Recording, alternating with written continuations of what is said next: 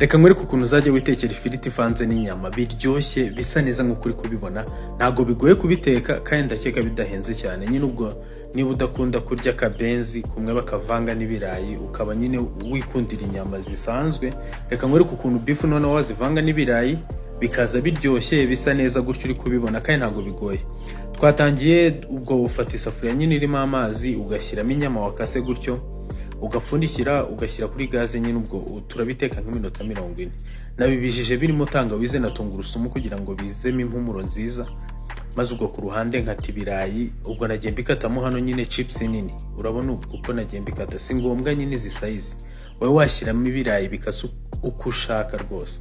Hanyuma nshyiramo umunyu ndavanga, ngiye nkunda kubivangamo umunyu mbere maze mbishyira mu mavuta. Ubwo wowe wabikata uko ushaka, ushatse umunyu wanawushyiramo nyuma cyangwa se ugakoresha umunyu wo mu isosi turi bubivangemo.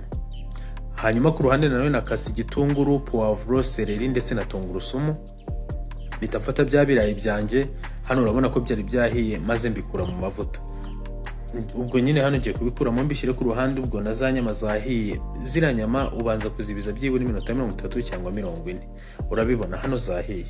Urasiga agasosi gake ko kugira ngo tuzajye twongeramo ndabere kuko turi bugakoresha. Hanyuma nafashe amavuta ku ipanu nanone nkarangamo za nyama kugeza zibaye brown nka gutya.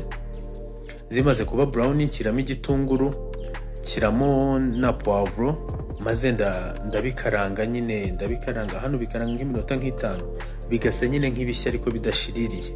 Hanyuma ushyiraho kuri ka gasosi nyine twe twabijijemo za nyama, ugashyiramo umunyu muke cyane, ugashyiramo tomato paste. Ari amazi tuyashyiramo kugira ngo tomato paste nyine ise nk'iyivangamo neza kandi nanone bise nk'ibyoroha nyine ntibyumagare.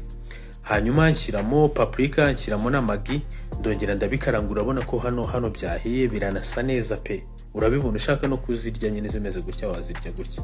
Hanyuma nahise mvangamo bya birayi, ubwo nyine ya mafiriti yacu ku ruhande ndabivanga neza. Maze kubivanga neza mbishyiramo n'udusereri nyine. Udakunda sereri ntazo washyiramo, gusa ngenda zikunda ntabwo zigomba kuburamo kabisa. Nahise zishyiramo nazo ndavanga nka gutyo.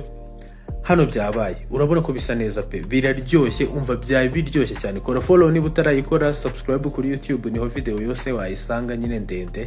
Dukomeze twigane guteka, mugira ibihe byiza.